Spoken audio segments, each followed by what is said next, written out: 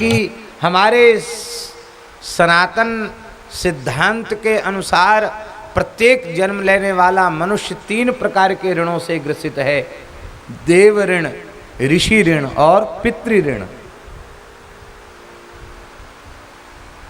इन तीनों ऋणों से मुक्ति कैसे होती है? यज्ञ करने से देव ऋण से मुक्ति, श्राद्ध करने से पितृ ऋण से मुक्ति, संतान उत्पन्न करने से पितृ ऋण से मुक्ति और स्वाध्याय करने से ग्रंथों का ऋषि ऋण से मुक्ति। पर ऐसे भी उदाहरण दिखेंगे जिन्होंने खूब यज्ञ किए, नहुस जैसे, खूब श्राद्ध तर्पण किए और खूब पोथी पत्रा पढ़े, फिर भी कोई अजगर बन गया, कोई गिरगिट बन गया। तो क्या हुआ उन कर्मों का? इसका मतलब है ये सब कृत्य हैं, अच्छी बात है, पर ईमानदारी से जीव सारे ऋणों से तब तक मुक्त नहीं होता जब तक श्री जी ठाकुर जी की शरण नहीं ले लेता। इसलिए नवयोगीश्वरों ने कहा, देवर्षि भूताप्ति नृणाम न किंकरो नायमृणी चराजन सर्वात्मना यः शरणं शरण्यं गतो मुकुंदम परिहृत्य कर्त्रम। कर्तृत्व के अहंकार से मुक्त होकर के, कर्तापने के अहंकार से बचते हुए करने कराने वाली श्री जी हैं। ये भाव भीतर से सुदृढ़ बना करके जो भगवान की शरण हो जाता है, वह किसी देवता का कर्जदार नहीं है, किसी ऋषि का कर्जदार नहीं है, किसी पितर का कर्जदार नहीं है। मुक्त हो गया, जिस दिन शरण गया उसी दिन मुक्त हो गया।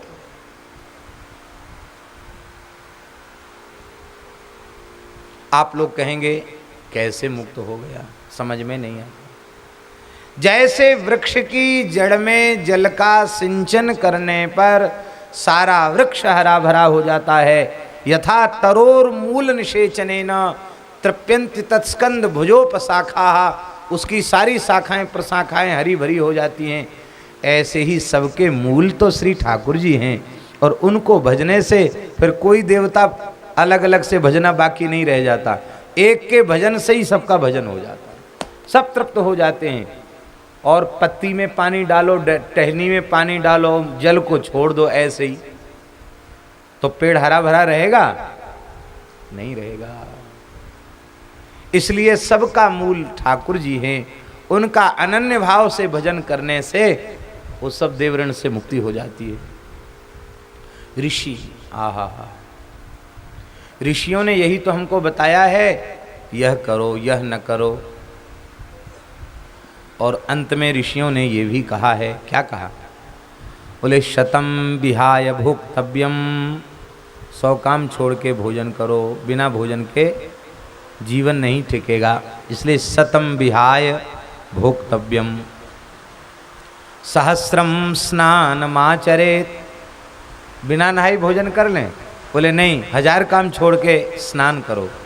लक्षम विहाय दातव्यम, 1,00,000 काम छोड़ करके दीन दुखियों की सेवा करो, गौ की सेवा, संत की सेवा करो,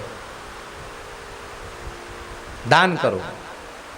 और सर्वम त्यक्त्वा हरिम भजेत, अंत में महात्माओं ने कह दिया, बोले सब छोड़ के भजन करो। अब प्रभु कृपा करहु एहि भांति, सब तज भजन करो दीन राति, सब तजी भजन करो दीन रात। शरणागत और करता क्या है? सवेरे जगने से लेके सोने तक ठाकुर जी की सेवा तो करता है। कभी नाम सेवा, कभी रूप सेवा, कभी लीला चिंतन, कभी ठाकुर, जो भी करता है ठाकुर जी की। गौ सेवा करता है तो ठाकुर सेवा करता है, संत सेवा करता है तो ठाकुर सेवा करता है, और ठाकुर सेवा करता तो ठाकुर सेवा करता ही है। वैष्णव का धर्म ही ऐसा है।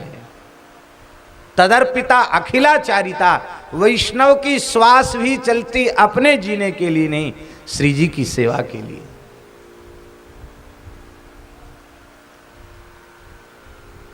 इसलिए भैया ऋषियों का अंतिम जो उपदेश है कि सब छोड़ के भजन में लग जाओ, वो काम भगत लोग करते ही हैं, तो ऋषि ऋण से भी मुक्ति हो जाती है।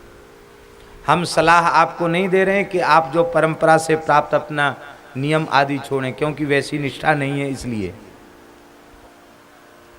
वैसी निष्ठा नहीं है इसलिए।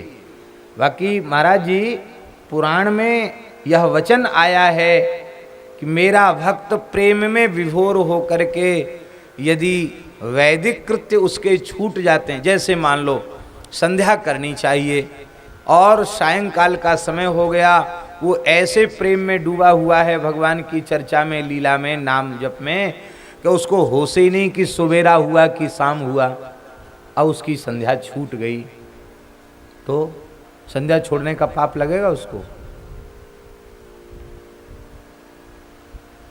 महाराज जी ठाकुर जी कहते हैं अपने श्रीमुख से पुराणों में, तस्य कर्माणि कुर्वन्ति षष्ठी कोटि महर्षया, भक्त के जो कृत्य छूट जाते हैं उनके लिए ठाकुर जी ने 60 करोड़ ऋषियों को लगा रखा है। इनके बदले संध्या कर लो, इनके बदले हवन कर लो, इनके बदले तर्पण कर लो, सब काम कर लो, क्योंकि ये मेरे भजन में लगा है। बस बात ये है भजन में लगो तब ईमानदारी से, और भजन में भी नहीं लगो और थोथी अनन्यता की बातें करो और रहा सहा क्रियाकर्म और छोड़ दो, तो फिर तो बुद्धि बिगड़नी है।